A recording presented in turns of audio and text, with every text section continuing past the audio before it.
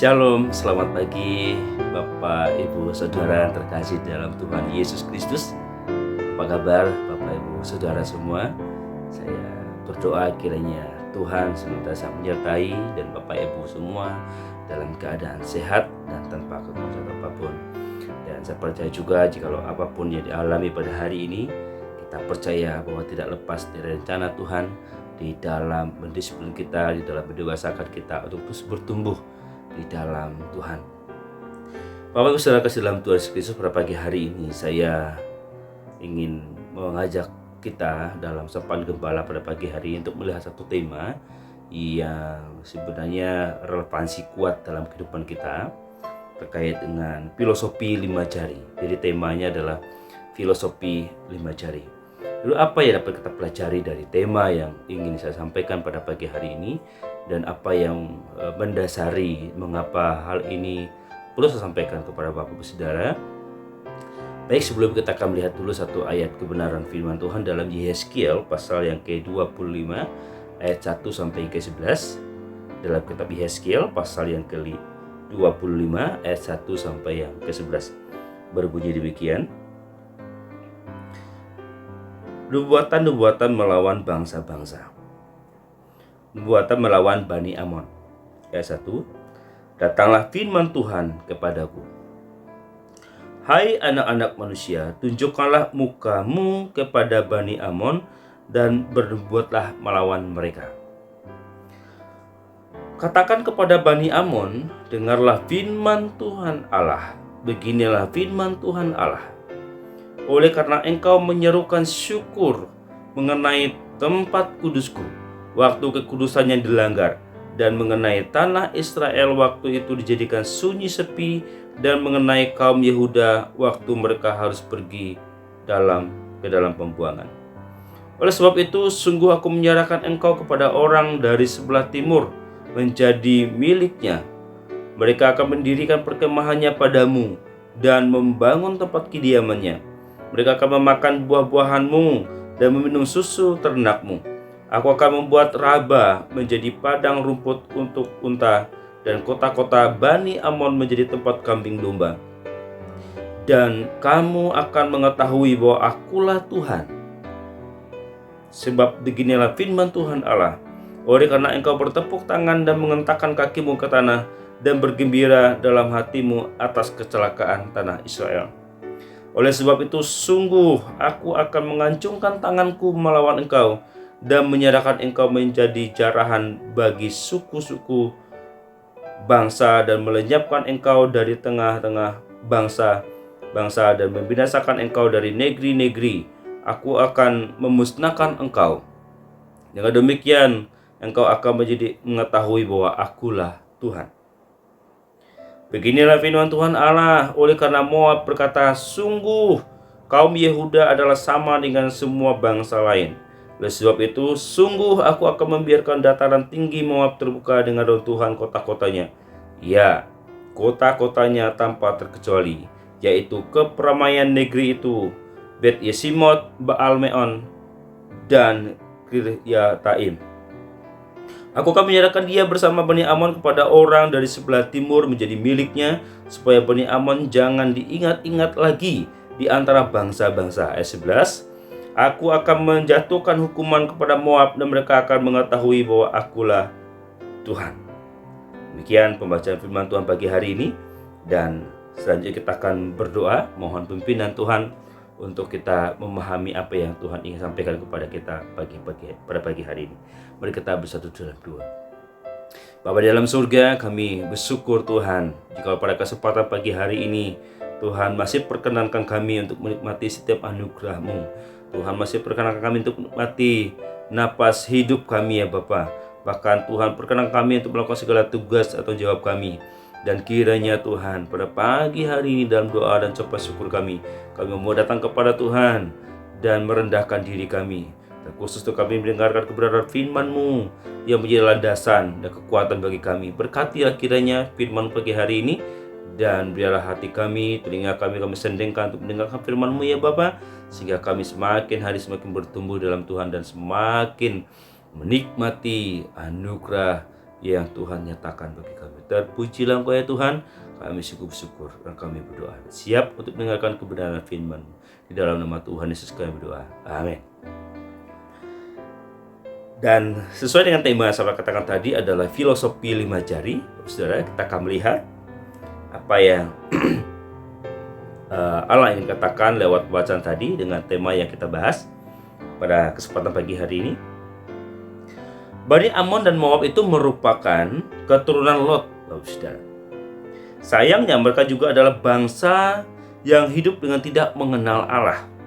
Mereka sangat menginginkan kehancuran Israel, bahkan bergembira ketika Allah menghukum Israel. Mereka melihat selumbar di mata saudaranya, namun tak menyadari ada balok di matanya sendiri. Allah menuntut keadilan kepada musuh bangsa Israel dengan memerintahkan Nabi Yehezkiel, saudara, untuk menyampaikan tuntutan penghakimannya bagi Bani Amon dan Bani Moab. Allah menghukum mereka karena telah mengutuk, menghina, dan bergembira atas kehancuran bangsa Israel. Bahkan Allah sendirilah yang maju berperang melawan Bani Amon dan Moab. Allah menyerahkan mereka ke dalam tangan kerajaan yang lebih besar, yaitu Babel. Mereka dijarah dan dihancurkan oleh Babel. Bangsa Israel adalah umat pilihan yang dikasihi Allah, namun mereka malah berontak, hidup dalam dosa, sehingga Allah memutuskan untuk menghukum mereka. Hukuman itu untuk mendisiplinkan mereka agar tidak dikuasai oleh dosa. Meskipun Allah menghukum, namun Dia tidak membiarkan umatnya itu dihina oleh bangsa lain. Terkadang Bapak Saudara kasih dalam Tuhan Yesus Kristus, terkadang dengan ataupun tanpa kita sadari, ya, kita melukai saudara kita dengan perkataan dan perbuatan kita, dan kita menganggap mereka pantas menerima hukuman dari Tuhan karena kita menilai bahwa mereka banyak dosa. Padahal kita pun pantas dihukum karena dosa kita. Namun semua itu hanya pandangan kita, sekalipun kita tidak berhak untuk menghakimi. Di dalam realita kehidupan kita hari demi hari, kecenderungan kita untuk menilai orang lain, kecenderungan kita untuk menghakimi orang lain, kecenderungan kita untuk memvonis orang lain, itu adalah satu hal yang sangat mudah, Bapak Saudara. Mengatakan dia berdosa, dia berhak menerima hukuman itu, dia pantas mendapatkan apa yang menjadi ganjarannya atas perbuatannya itu. Seringkali kita tuh menjadi hakim atas sesama kita. Dan tanpa kita sadari, mungkin kita tidak secara frontal mengatakan demikian. Tapi di dalam hati kita mengatakan orang tersebut dengan pikiran-pikiran kita yang jahat, maka kita juga adalah menghakimi orang tersebut. Dan bahkan sering terjadi dalam peristiwa-peristiwa menghakimi, mengintimidasi orang-orang yang tanda kutip kita ketahuan dia melakukan pelanggaran dan dosa. Kita sering mengucapkan kalimat-kalimat mungkin menyakiti hati dia. Dan ini sangat berbahaya, saudara.